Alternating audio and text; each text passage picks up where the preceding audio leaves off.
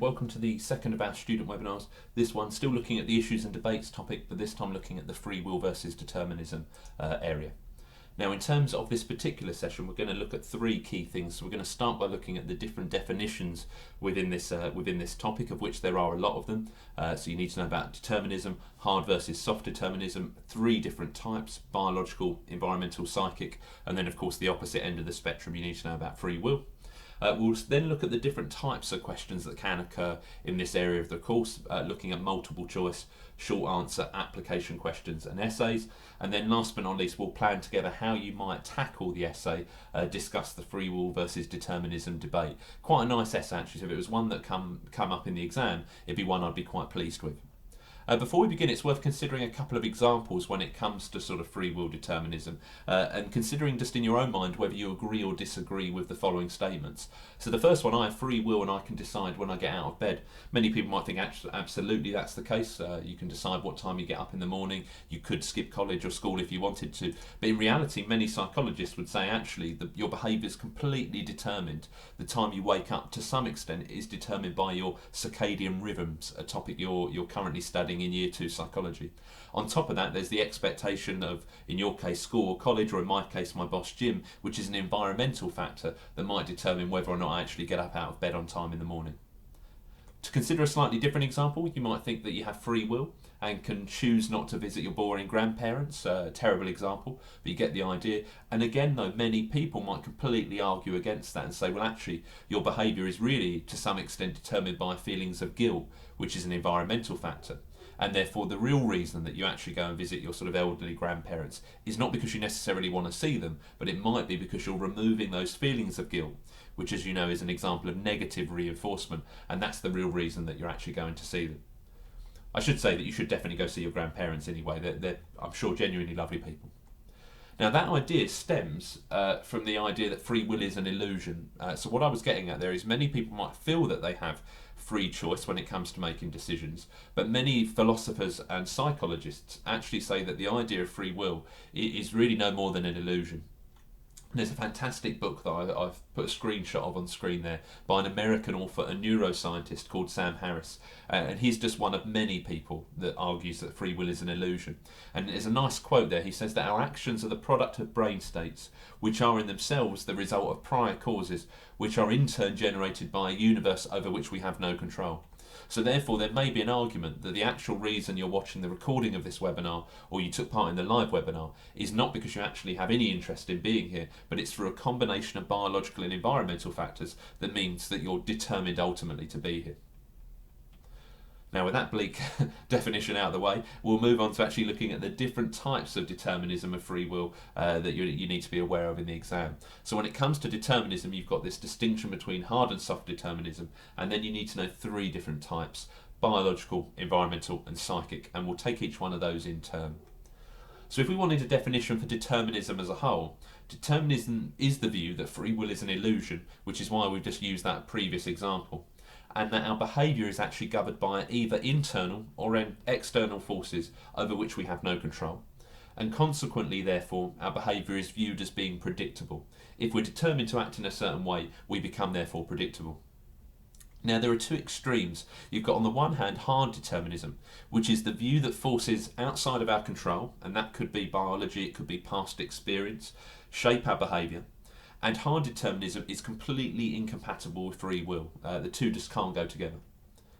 A slightly more liberal version would be soft determinism, and that's the view that our behaviour is constrained by the environment and our biological makeup, but only to a certain extent, and there is always an element of free will and choice in the decisions that we make. So if we take a really simplistic example, just using that picture that's on the screen here, someone that believed in hard determinism would argue that the lady in the picture has no control over which item of food that she will actually eat, and through a combination of biological factors, and that could be her taste buds' preference for sweet food and the fact that sweet food is associated with energy, and a combination of environmental factors. It could be that artificial taste of sweetness actually is positively reinforcing her. She actually has no choice whatsoever. On the other end of the spectrum, soft determinism would say that while her behaviour is constrained and she might be more inclined to eat the cupcake for those previous reasons I've just suggested, she actually has the ability to exercise her own free will and resist the temptation and therefore go for the healthier option. So you can just see how the distinction between hard and soft determinism plays itself out in sort of an everyday example there. Now, on top of those two distinctions, you also need to be aware of three different types of determinism. And I think it's always important in psychology not to just understand what the definition is and have a really clear-cut definition in your mind, but to also have an example from somewhere in psychology that you can apply your definition to. So if we take biological determinism, that refers to the idea that human behaviour is controlled by, it's innate and determined to some extent by our genes. A second type of determinism is environmental determinism, and that's the view that behaviour is caused by forces outside, so they're environmental outside forces, and therefore behaviour is caused by previous experience, which could be learned through classical and or operant conditioning. Last but not least, if we think about psychic determinism, that's the claim that human behaviour is the result of childhood experiences and innate drives, and that could be the ego and or the superego, and this is seen in Freud's model of psychological development. Now, if we attached an example to each of these, and I've tried where possible to choose examples that you would all be familiar with. If you think back to a year one topic of psychopathology, the biological approach argues that OCD, obsessive compulsive disorder, is in part genetic, and Nesdat et al. In 2000 found that people with first degree relatives who have OCD were 5 times more likely to suffer from OCD at some point in their lives, which goes to some extent to show that actually there is in part genes involved in that process.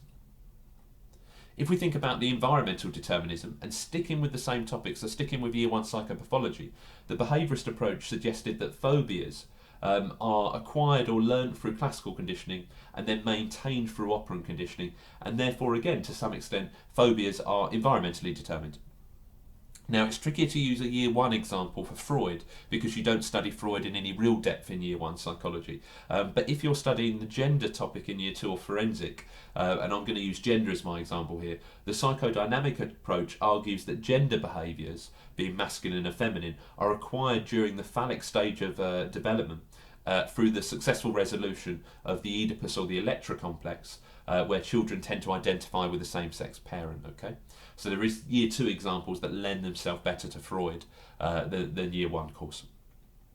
So there we have it. So we've looked at the sort of 3 different types of determinism. We've looked at this distinction between hard and soft determinism, and then of course we can't leave out, which is tempting to do at this stage, the idea of free will. And free will is obviously the opposite end of the spectrum, and free will is the idea that we have, or we can play an active role and have the choice in how we behave. And the assumption there is that individuals are free to choose their behaviour, and a nice word there, and we're also self-determined. Now again, we want to attach an example to free will, and the picture on the screen probably gives away the example I'm going to use, and I'm going to choose the year 2 approaches in psychology topic because humanist psychologists argued against the idea of determinism, and they claim that humans have self-determination and free will, and that behaviour is not the result of any single cause. So the humanist approach is a big promoter or advocate of the idea of free will. So there you have it, you've got your definitions, which is important, and this topic is very, very definition based. It's useful now to look at the different types of questions that could come up in the exam, and you've got multiple choice questions, short answer, application questions, and essays. So a multiple choice question might look a little bit like this: which 2 of the following statements describes a free will point of view, and you have to pick 2 of them. A short answer question might look like this: explain what is meant by hard determinism and soft determinism. So you can see that short answer question, very, very definition based. You might get an application question that looks like this. So research suggests that depression runs in families. However, many depressed people also have other issues, including social problems or problem with drink and drugs. Despite these challenges, many people overcome their depression and find a way to resolve these issues. With reference to the extract above, explain what's meant by the term determinism, so you've got a definition aspect there, and then refer to at least 2 types of determinism in your answer. So thereby you're going to need to use your knowledge of biological, environmental or psychic within that answer. Last but not least, and probably the most important part in terms of the number of marks available, you've got the essay question, discuss the free will and determinism debate in psychology, which we'll also explore in this webinar. So if we look at the sort of multiple choice questions first, the nice thing about multiple choice questions is that they typically require knowledge of definitions. They're not always easy, so if we look at this particular one, it will be more of ruling them out by process of elimination. So which two of the following statements describes a free will point of view? A, people are not responsible for their own actions. That can't be true. B, people behave in a random fashion. Different to the definition I've given you, but we're not ruling that out. C, behaviour always has a cause. Well, it's not that one either. D, people exercise full choice over how they behave. D is obviously correct. And E, people have no choice. Again, it's not E, which therefore would draw us to B and D. And B is an interesting one because the idea is that if we do have free choice, our behaviour is no longer predictable, and therefore that's why humans would appear to be random in the way they act. So it would be B and D. If we now sort of turn our attention to the other three questions, I'm not going to focus on the short answer question today because it's purely definition based, and you can refer back to the definitions I showed you earlier on in the presentation to answer that question. I think what would be more useful is to focus on the applied question or the application question, because these are the questions where students typically lose a lot of marks, and therefore it's always worth going back to these questions to ensure that we do know how to answer them and we know how to pick up those all important marks in the exam. So if we look at this question again, so research suggests that depression runs in families. However, many depressed people also have other issues, including social problems or problems with drink and drugs. Despite these challenges, many depressed people overcome their depression and find ways to resolve their issues. With reference to the extract above, explain what is meant by determinism and refer to at least two types of determinism in your answer. 6 marks. So we've got the first part, which is really sort of explain what's meant by the term determinism, and we can do that using the sort of the definitions we highlighted earlier. So we can say determinism is the view that free will is an illusion and that our behaviour is governed by internal or external forces over which we have no control. We can then say that there are 3 different types of determinism: biological, environmental and psychic, which automatically shows the examiner that we've got that specialist terminology. The next bit for this particular question isn't too tricky, but we want to pick 2 of those and find in the scenario where those 2 different types of determinism actually work in relation to this extract. And it's quite nice for this one. So research suggests that depression runs in the family. So if we highlight that straight away, we've got this link there to biological determinism. And I always suggest this to any students. If you're writing an application answer, quote the extract in your answer to really show the examiner that you are actually applying your knowledge. So I would then go on to say that biological determinism is the idea that behaviour is controlled by aspects of biology. And the extract states that depression runs in families, okay, and we don't want to stop there, we want to explain that, which implies that depression may be biologically determined as a result of genetics. Nice and straightforward. We of course need one more because the question says refer to 2 types. And again, if we highlight the extract, it acknowledges other issues including social problems. So therefore, in my answer, I could go on to say, however, the extract also suggests that many people who suffer from depression have other issues including social problems. And again, we can't just stop there, we need to explain and elaborate on that. And this suggests that behaviour might be determined by, to some extent, by external forces such as parents or society, which implies that environmental determinism may also play a role. And you can see there how we've defined our term, we've nicely applied quoting the extract, and that should easily get us into the top mark band and pick up all the available marks for that question. So nice and straightforward. If we move on now to look at the essay for this particular topic, so discuss the free will determinism debate. We've covered the outline in the definition, so therefore it's important now to think about how can we evaluate the debates in psychology, and that's not always so straightforward. You need some good examples in order to be able to evaluate your debates. Now, if we're thinking about planning this particular essay, I think it's always useful to sort of, before rushing into writing it, to actually really consider how much am I going to write and what is the question asking me to do. The first thing, as I'm sure you're aware, is that discuss, of course, really is the same as in AQA, outline and evaluate, or describe and evaluate. What that means for a question like this, if it's 16 marks, you've got roughly speaking 20 minutes. If you're quick in other areas of the exam, 25 minutes to answer this particular question. Now, with that in mind, at a sort of average writing pace, you might be looking for an essay of this type to be writing in the region of 500 words. That's sort of a good aim to be aiming for, 500. If we then divide that in terms of the allocated marks for AO1 and AO3, you're looking at about 175 words for the outline part of free will and determinism, and then around 325 words, and these are approximate for your discussion, your 10 mark, your evaluation. Okay. Now, with that in mind, what's quite nice about this essay is it's very, very factual in terms of the definition. So we've got to discuss free will and determinism, and therefore our example, our AO1, is going to be definitions and examples of either soft and hard determinism. It could be biological, environmental and psychic. You might not do all of those. In the essay that I've planned for this particular webinar, I didn't actually even really mention soft and hard determinism. I went into the 3 specific types. We have, of course, also got to mention free will, and I would again bring in an example there, and I would bring in a humanist example to demonstrate that. So the aim is that we're writing our outline, which includes all of that information, in around the 175 words mark. That can be done. I've demonstrated on the screen there. There is an answer to that question, which is about 180 words.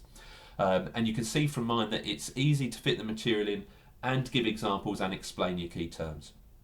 So what I've said is, in psychology and in philosophy, the free will determinism debate has occupied a really important theoretical position. Free will is the view that people control their own behaviour by making real choices amongst alternative possibilities. Determinism is the view that free will is actually an illusion and that our behaviour is governed by internal or external forces over which we have no control and of which we're often not aware. So straight away in the introduction I've set the scene by doing the broad distinction between free will and determinism. I then go on to say determinism in psychology takes numerous forms, including biological, environmental and psychic. Biological determinism claims that our behaviour is entirely the result of genetic factors. For example, and I'm actually bringing in research here, there's no reason why you couldn't do this, so this is my example. For example, researchers found that a particular gene is implicated in intelligence, okay? And we'll come back to that example later on in the evaluation, which is why I've mentioned it here. Psychic determinism, on the other hand, claims that human behaviour is the result of childhood experiences and innate drives, as in Freud's psychological development model. And environmental determinism points to the view that our behaviour is caused by previous experience learned through classical and operant conditioning. Humanist psychologists would argue against these views, claiming that humans have self-determination and free will and that behaviour is not the result of any single cause. So actually I've gone over there, right? I've gone to about 180 words, and the final sentence of my paragraph, my second paragraph, is actually really leading me into my evaluation. So that's not 100% necessary, okay? So you can see there how the outline can be achieved. What we then need is sort of in our mind, if we were planning this essay, a variety of different evaluation points we might draw upon. And remember, there is no set number. AQA don't say you need 3, 4, 5 evaluation points, because it all comes down to the amount of depth you can write within your evaluation. And I'm going to explain exactly what I mean by that in a moment's time. So I've got in my mind 3 different points that I might draw on. I might bring in the idea that there's a humanistic argument, and they really disagree with the idea of determinism, and I can draw on my twin study I mentioned earlier, or twin studies that I'm going to use to argue against determinism, as I'll show you in a moment. We could also draw on the idea that determinism provides an excuse, because if people believe in a hard determinism point of view, it means that we're not in control of our actions and therefore they're to some extent excusable. And last but not least, there is the idea that free will is an illusion. So I'm not just evaluating determinism in this essay, I've also made sure I've got a point in my toolkit to really evaluate free will as well. Okay, and I'm going to talk you through a couple of these examples now. So if we take that first one, the idea that there's a humanist argument and there's plenty of evidence out there that disagrees with determinism. What I'm going to show you in this first evaluation point is how you can extend an evaluation point in a slightly different way, because remember, it's about the depth and the quality of your evaluation, not the number of points. Now, with that in mind, you might say that humanist psychologists argue against the idea of determinism, claiming that humans have self-determination and free will. You then might bring in evidence to support that, and I'm just bringing really an example here. So I'm saying, furthermore, there is evidence to support this claim that identical twins typically find an 80% similarity in terms of intelligence and a 40% similarity in terms of the likelihood of depression. So I'm drawing on twin studies. I then need to explain that. So why is that a problem for the idea of determinism? However, as identical twins share all of their genes, 100% of their genes, these results suggest that 20% is caused by another environmental factor. This demonstrates that biological determinism is unable to explain any particular behaviour, in this case depression and intelligence. So we've got a good evaluation point there, but it seems silly at this early stage to stop, because the evidence also gives us an argument against environmental determinism, as you're about to see. So let's just shift that up, and what we'll see now is that there's no reason that we can stop at this point. So we keep everything the same, but what we can also do is add in a second explanation and say, well, the same evidence also indicates that no behaviour is completely environmentally determined. If twin studies only show an 80% likeliness in terms of intelligence, it's therefore assumed that only 20% is caused by the environment, which highlights a limitation with both biological and environmental reductionism, because it can't be either of those two entirely. Okay, so you can see there how we've just extended that point to get more depth into the point, which really is going to pick us up a higher quality of evaluation overall. I'm going to give you just one more example. I'm not going to give you all three, but I'm certainly going to give you a second. And that's the idea that determinism provides an excuse. And I really like this evaluation point. It writes really, really well. So you might start this point by saying that many psychologists, theorists, and legal experts don't favour and don't agree with a deterministic point of view. Because if behaviour is determined by outside forces, it provides an excuse for criminal acts. It's nice to have an example here. So there is sort of a case study example you can use. You can say, for example, in 1981, Stephen Mobley argued that he was born to kill after killing a pizza shop manager because his family had a disposition towards violence and aggressive behaviour. But this argument was rejected by an American court. We then need to explain that, and this is where I'm going to get in my first sort of reference to hard determinism. So you can then say, well, therefore, a hard determinism position is actually undesirable because it would provide an excuse, allowing people to mitigate their own sort of responsibility and liability. And this in turn could lead to really sort of problematic legal issues regarding the nature of responsibility and, for the law students here, their intent or their mens rea. So you can see here we've got an everyday example, but just a really lovely evaluation point to bring in the free will determinism essay. As I said, I'm only going to give you 2 out of 3. The third one is in the sample essay, which we can make available to students after this particular webinar. So as you see there on the screen, I've provided an example essay to how I would answer and structure that particular question. It's around the 550 words mark in total, so it's slightly over what I'd expect a student to write in the exam. But again, I don't think you should be using these essays to try and rote learn them in any way. The key really, the top tips for writing an essay would be firstly to write a bullet point plan, which we provided you with earlier. So always plan it out on an A4 sheet. What would your essay look like overall? Secondly, one of the most important things is to really practice writing the essay in actually 20-minute timed conditions. No point, I've always said this, there's no point in sitting at home typing an 800 word, 1,000 word essay because it's just unachievable in the exam and the time that you have available. Thirdly, you should look at the sample essays available, but rather than trying to sort of rote learn or memorise the points that we make, what you want to do is almost simplify them and turn them into your own burger paragraphs or your own P paragraphs, so you're really confident and happy with how to write them. Finally, if you are going to look at our sample essays, the key is to use the examiner commentary that we've provided to understand what it is that makes our points effective, or in some cases what it is that our points need to do to improve the points. They're not perfect essays by any stretch of the imagination. So coming back to my idea of a bullet point plan, I would always insist that for every potential essay that could come up in the exam, you have a rough outline that looks a little bit like what I've got on screen here. Because if you know your key terms, you can outline the definitions and you can write your outline without having to have a rote learn version down. If you know the sort of headlines or the topics that you're going to use to evaluate the essay, you don't need to write a whole burger paragraph out. What you can just do is know your key headings and know that if this question did come up, you could turn these points into good evaluation points, okay? What we've also done for you, if you'd like to sort of take part in this, we've put together a little handout which actually provides you with some sort of differentiated questions, starting with a multiple choice, a definition-based question, a scenario-based question based around deciding whether the people in the extract are an example of psychic determinism, environmental or biological, and plus the application question at the end for you to try and practice writing your own. And we also provide with that the accompanying answer so you can check yourself. We hope that you found that useful. As always, feel free to ask any questions via social media, be it on Facebook or Twitter. And if you ever need any support and guidance, do get in touch. Hope you found that useful, and thank you for watching.